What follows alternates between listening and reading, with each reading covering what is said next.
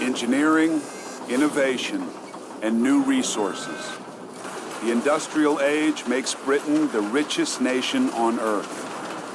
A small island nation of 17 million people projects its power across the planet, triggering a global struggle between the old order and the new. The industrial age turns Britain into a world power.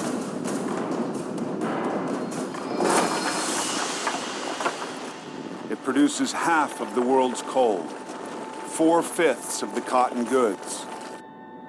London's banks hold more money than all other financial centers of the world combined.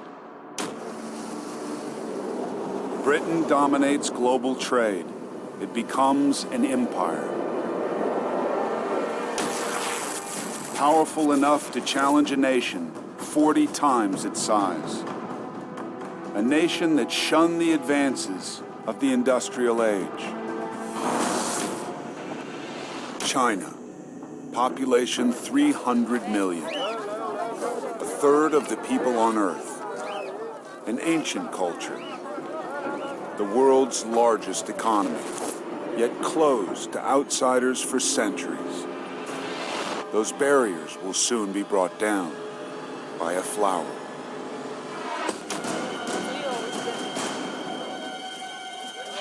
December 12th, 1838. Canton, southern China. A dead man walking. Sentenced to die by strangulation. British merchants look on. What they do next will help trigger a war and bring a seismic shift in the balance of power from east to west. A war fought over the most lucrative commodity on the planet, opium.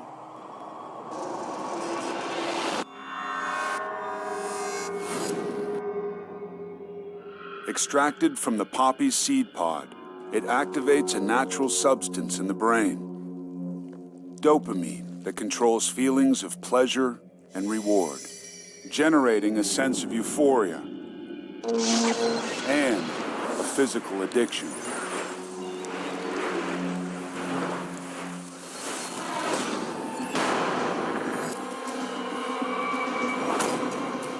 Ho Lao Chin runs a lucrative opium den.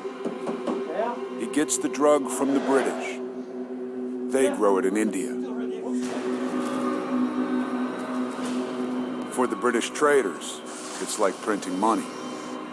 For the Chinese, it's devastating.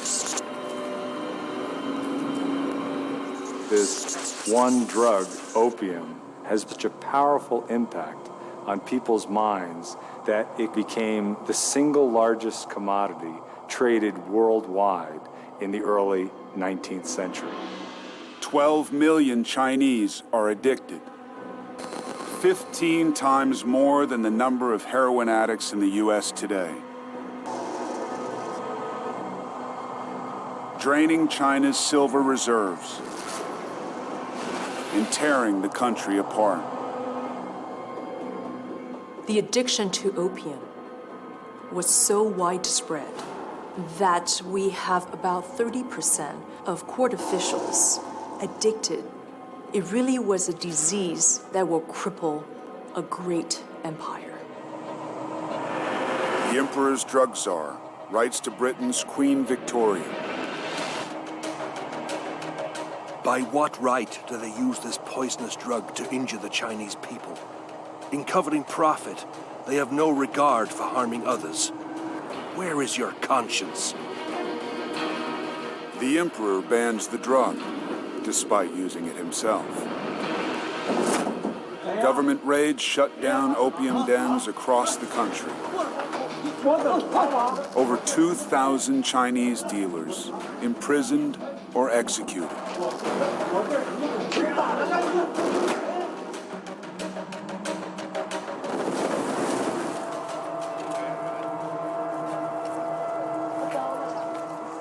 Ho Lao Chin sentenced to death.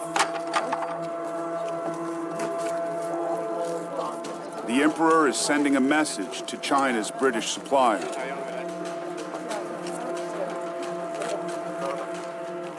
James Innes. Tough, volatile, drug trafficker. Determined to save a prized customer.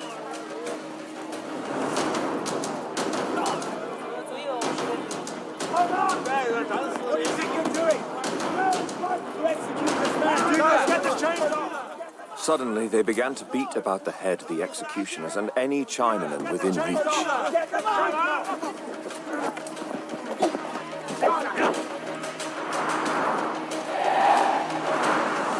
The brawl ends in a standoff, but the battle lines are drawn.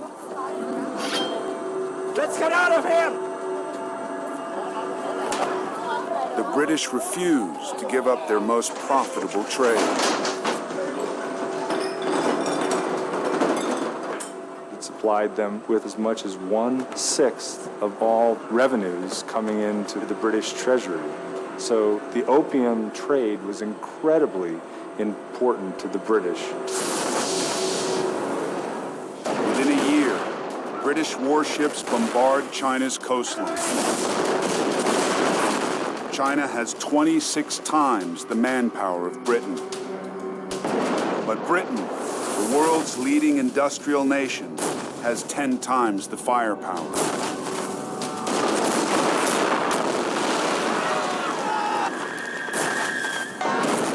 The old order gives way to the new.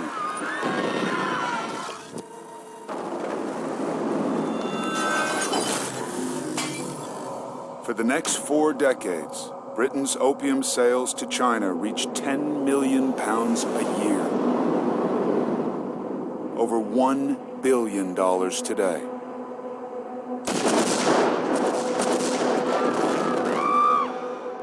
Industry and commerce make Britain a superpower. Soon, the largest empire in the story of mankind. From South Africa to Australia, Hong Kong to Canada, a global empire on which the sun never sets. Across the Atlantic, another conflict between past and future.